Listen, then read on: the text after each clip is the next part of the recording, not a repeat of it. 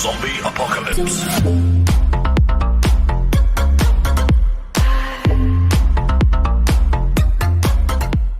Oke guys, welcome back to my channel Raka Anggara nih guys. Nah, jadi pembahasan di video kali ini di sini tuh gua akan berikan sedikit arahan nih guys ya, tutorial mengenai cara untuk mengatasi yang namanya nge-lag ataupun patah-patah terhadap smartphone handphone kita nih guys ya, menggunakan aplikasi Streamlabs pada saat kita live streaming. Jadi buat teman-teman yang sekiranya menggunakan Android, lalu kalian tuh sering kali melakukan live streaming menggunakan aplikasi Streamlabs, entah itu ke platform Facebook, entah itu ke YouTube, lalu handphone kalian itu patah-patah, itu sebetulnya permasalahannya itu bukan karena handphone kaliannya, dan juga permasalahannya itu bukan karena bug dari aplikasi si Streamlabs Androidnya juga guys.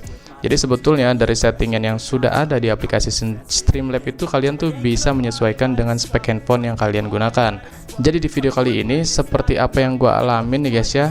Di sini gua akan berikan tutorialnya untuk mengatasi hal tersebut. Jadi ya ini tuh apa ya, gimana ya, saran aja nih guys ya, karena ini hampir bisa gua katakan all device, mau handphone kalian itu Samsung, Xiaomi, apapun itu menggunakan aplikasi streaming ini, Streamlabs ini untuk live streaming di platform Facebook ataupun YouTube itu pasti lancar banget guys.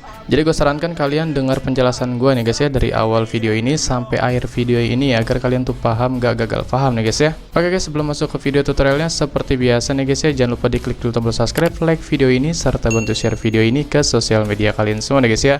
Oke, sekarang kita langsung aja masuk ke tutorialnya guys. Oke guys, jadi langkah yang pertama itu untuk mengatasi lag ataupun patah-patah di aplikasi Streamlabs-nya ini, kalian langsung tap saja nih garis 3 yang ada di pojok kanan atas ini. Nah, di bagian garis 3 ini nanti kan kalian akan masuk ke menu seperti ini guys ya, di menu setting. Nah, di sini tuh kalian langsung tap saja di bagian streaming setting. Oke, di bagian streaming setting ini kalian bisa perhatikan ya, ada 4 mungkin pilihan yang sangat berpengaruh terhadap device kita, namun yang sangat cenderung pengaruh sekali itu ada di video setting ya, di resolusi. Jadi resolusi ini sangat berpengaruh juga terhadap koneksi ya. Di sini akan gue jelaskan sedikit detailnya nih guys ya mengenai settingan di video setting ini. Di sini akan gue tap. Di sini teman-teman bisa perhatikan untuk video setting output resolution, ada expected frame rate ataupun FPS, ada max video bitrate, dan juga Steam status indikator. Ini skip aja teman-teman, fokus di 3 pilihan aja nih guys ya, output resolution, expected frame rate, dan juga max video bitrate. Jadi di sini yang pertama nih ya, yang pertama buat kalian yang suka live streaming yang menggunakan data internet ya, data internet bukan data wifi nih guys ya, internetnya itu data seluler. Untuk resolusi gue sarankan sih kalian gunakan di bawah 720, karena kalau di atas 720 itu pasti frekuensi gambarnya itu bitrate-nya bakal terlalu tinggi banget guys di YouTube Studio Desktop-nya, dan juga itu pastinya itu bahkan akan membuat handphone kalian itu cepat panas karena koneksi sinyal internet seluler itu sama wifi itu beda nih guys ya, basicnya guys ya. Jadi gue sarankan buat pengguna data seluler kalian sih maksimal banget gunakan aja yang 480 guys. Untuk the expected frame rate-nya ini di sini kalian juga bisa dengarkan ya, perhatikan ya guys ya. Buat teman-teman yang sekiranya menggunakan data seluler, di sini kan FPS-nya ada 15 sampai 60 fps. Di sini juga sesuaikan dengan spek handphone yang kalian gunakan. Jadi buat teman-teman yang sekiranya handphone kalian itu RAM 1, RAM 2 sampai RAM 3, kalian untuk expected frame rate-nya ini pilih aja 30 fps. Jadi jangan 60 fps ya guys ya, karena itu pasti bakal membuat kinerja handphone kalian itu bekerja double gitu guys ya, sehingga akan memunculkan yang namanya nge-lag ataupun patah-patah terhadap smartphone handphone kalian pada saat kalian live streaming guys. Jadi buat kalian yang RAM handphone masih RAM 1 sampai RAM 3, gue sarankan kalian untuk cari amannya di 30 fps. Bukan hanya di FPS dan resolusi aja, ini ada di max video bitrate ya guys ya. Untuk max video bitrate ini juga masih berhubungan dengan expected frame rate ya, yang dimana ini harus menyesuaikan dengan FPS kalian yang kalian gunakan juga.